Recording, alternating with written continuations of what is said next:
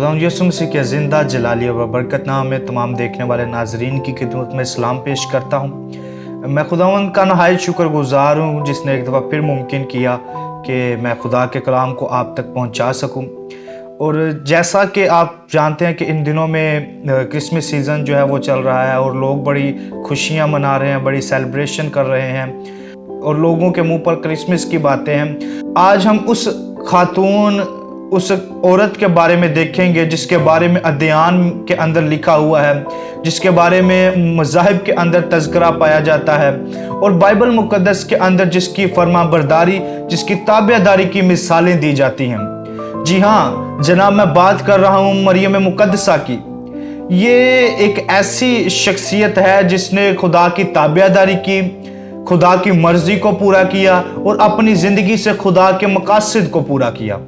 Bible मुक़द्दस के अंदर लिखा है कि जब जिब्राइल फरिश्ता मरियम मुक़द्दसा के पास आया तो आकर उसने कहा कि सलाम तुझको जिस पर फजल हुआ है। और बाइबल मुक़द्दस में लिखा है कि फिर फरिश्ता कहता है कि तू हामिला होगी और तेरा बेटा होगा और जो बच्चा तुझसे पैदा होगा वो खुदा का बेटा होगा।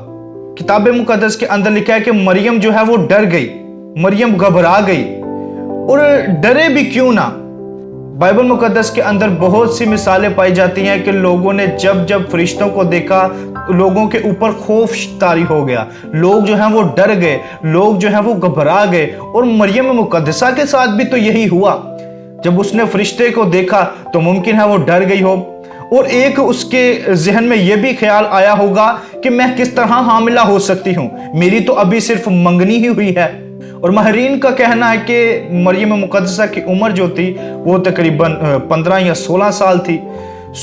हो सकता है कि मरियम मुक़द्दसा के जहन के अंदर बहुत से ख्यालात आ रहे हों और सबसे पहला सवाल जो आया होगा वो ये होगा कि लोग क्या कहेंगे, लोग बातें करेंगे, लोग तनकीद करेंगे और जब मेरी माँ को ये खबर पता चलेगी तो मेरी माँ इसके बारे में क्या कहेगी।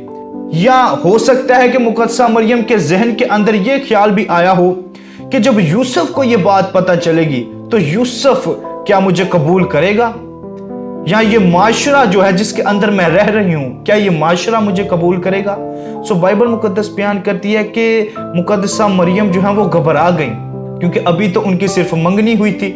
आज इस दुनिया के अंदर जब हम देखें, यहाँ पर देखते हैं कि लोग जो अगर किसी शख्स की मंगनी हो जाए तो वो बहुत सी प्लानिंग करता है, उसके बहुत से ख्यालात होते हैं कि मैं अपनी शादी पर ये करूँगा, मैं इस रंग का जोड़ा पहनूंगा या पहनूंगी। मुमकिन है कि मुक़द्दसा मरियम ने भी बहुत से ख्यालात अपने जहन में बनाए हों, बहुत से बातें उसने सोची हों कि मैं इस रंग का जोड़ा पहनूंगी, मैं इस रंग की मेहंदी लगाऊंगी। और जब मरियम ने ये सुना कि तू हामिला होगी और तुझसे एक बेटा पैदा होगा तो मुमकिन है कि मरियम ने ये सोचा हो कि अब तो मेरे ख्वाबों पर पानी फिर गया, अब मेरे प्लान जो हैं वो खत्म हो गए, अब तो मेरे प्लान जो हैं वो गए। बाइबल मुक़द्दस के अंदर लिखा है कि जब ये सारी बातें हो रही थी और मुक़द्दसा मरियम के जहन के अंदर भी ख्यालात थे और वो घबराई हुई थी तो मुक़द्दसा मरियम ने फरिश्ते से कहा कि ये कैसे मुमकिन है कि मेरे बेटा हो, मैं तो कुंवारी हूं, मैं तो मर्द को जानती नहीं। तो फरिश्ते ने कहा कि देख मरियम, ये खुदा खुद करेगा। और जब मरियम ने सुना कि खुदा जो है वो खुद इसमें इन्वॉल्व हो चुका है, खुदा खुद इस नामुमकिन काम को करने के लिए खुद मौजूद होने वाला है, और हो सकता है मरियम मुक़द्दसा ने ये सोचा हो कि ये जो नामुमकिन सिचुएशंस हैं, ये जो मेरे लिए नामुमकिन है, खुदा जो है वो खुद क्योंकि इसमें इन्वॉल्व हो चुका है तो खुदा इसको पूरा करेगा, खुदा मेरे लिए ये सब कुछ मुमकिन कर देगा। तो बाइबल मुक़द्दस में लिखा है कि मरियम मुक़द्दसा फरिश्ते से कहती हैं कि देख मैं खुदावंद की बंदी हूँ और मेरे लिए तेरे कौल के मुआफिक हो। हम देखते हैं कि मुक़द्दसा मरियम ने यहाँ पर ताबेदारी की और ताबेदारी उसने इस तरह की कि उसने कहा कि खुदा के मंसूबे जो हैं वो मेरे लिए बेहतरीन है और खुदा मेरे लिए बड़े प्लान रखता है, इसलिए मैं अपनी ज़िंदगी से खुदा के मकासद को पूरा करूंगी। और उसने अपने आप को खुदा के मकासद पूरा करने के लिए पेश कर दिया। और याद रखें कि मरियम जो मंसूबे अपनी ज़िंदगी के लिए रख कर बैठी हुई थी, मरियम ने उन मंसूबों को कुर्बान कर दिया। मरियम ने उनको अपने प्लान्स को पीछे छोड़ दिया اور ان کو سیکریفائز کر دیا اور خدا کے منصوبے کے لیے خود کو پیش کر دیا۔ سو بائبل مقدس کے اندر لکھا ہے کہ مریم جو ہے وہ اس نے تابعداری دکھائی، اس نے خدا کی فرما برداری کی اور خدا کے اس حکم کو پورا کرنے کے لیے اس نے اپنے آپ کو پیش کر دیا۔ اور میرے عزیزو، کیا آپ کو پتا ہے کہ مریم نے یہ خدا کی تابعداری کیسے کی؟ خدا کی تابعداری اس نے اس لیے کی کیونکہ وہ خدا کے کلام کے ساتھ گہری واقفیت رکھتی تھی۔ مثال کے طور پر جب وہ الشبہ کے ہاں گئی تو الشبہ کے ہاں جب جاتی ہے تو بائبل مقدس میں لکھا ہے کہ اس نے پرانے عہد نامے کی تقریباً 10 آیات جو ہیں وہ وہاں پر کہی ہیں، اور پرانے عہد نامے کی 10 آیات کو کوٹ کرنا اس کا مطلب ہے کہ اس کی خدا کے کلام کے ساتھ گہری واقفیت تھی، اور اسی لیے بائبل مقدس میں لکھا ہے کہ اس نے اپنے آپ کو خدا کا وہ منصوبہ پورا کرنے کے لیے پیش کر دیا۔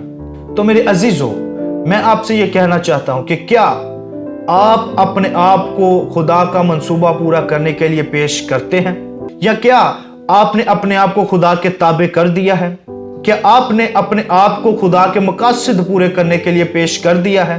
یاد رکھیں کہ جب مریم نے اپنے آپ کو خدا کے تابع کر دیا تو یوسف جو اس کے خلاف تھا، خدا نے یوسف کو ہی اس کا سپورٹر بنا دیا۔ یہ کیسے ہوا؟ جب اس نے اپنے آپ کو خدا کے تابع کر دیا۔ یوسف جو اس کے خلاف تھا وہ اس کا سپورٹر بن گیا ہے، وہ اس کے ساتھ ساتھ چل رہا ہے۔ اور کئی دفعہ ہم یہ سوچتے ہیں کہ یہ کام کیسے ہوگا، یہ تو ناممکن ہے، یا یہ چیز مجھے کیسے ملے گی؟ ہم شک کرتے ہیں۔ زکریا نے کیا کیا؟ زکریا نے بھی بائبل مقدس میں لکھا ہے کہ جب فرشتہ اس کے پاس آیا تھا تو اس نے شک کیا، اور ہوا کیا کہ وہ گونگا ہو گیا۔ اسی طرح مریم مقدسہ کے پاس بھی جب فرشتہ آتا ہے تو فرشتے نے اسے بھی ناممکن خبر دی کہ یہ کام ناممکن ہے۔ ہم انسان ہوتے ہوئے یہ سوچتے ہیں کہ یہ کام ناممکن ہے، لیکن فرشتے نے جب اس کو یہ خبر دی تو مریم نے کہا کہ دیکھ، میں خداوند کی بندی ہوں، میرے لیے تیرے قول کے موافق ہو۔ اور میرے عزیزو، اس بات کو یاد رکھیں کہ خدا جو ہے وہ انسان نہیں کہ جھوٹ بولے، خدا جو کہتا ہے وہ کرتا ہے۔ اگر خدا نے کچھ کہا ہے تو وہ ہوگا، اور مریم کو خدا کے اس حکم کی تابعداری کرتے ہوئے خود کو پیش کر دیا کہ خدا نے اگر یہ کہا ہے، خدا اگر اس میں انوالو ہو گیا ہے تو وہ ضرور یہ کرے گا۔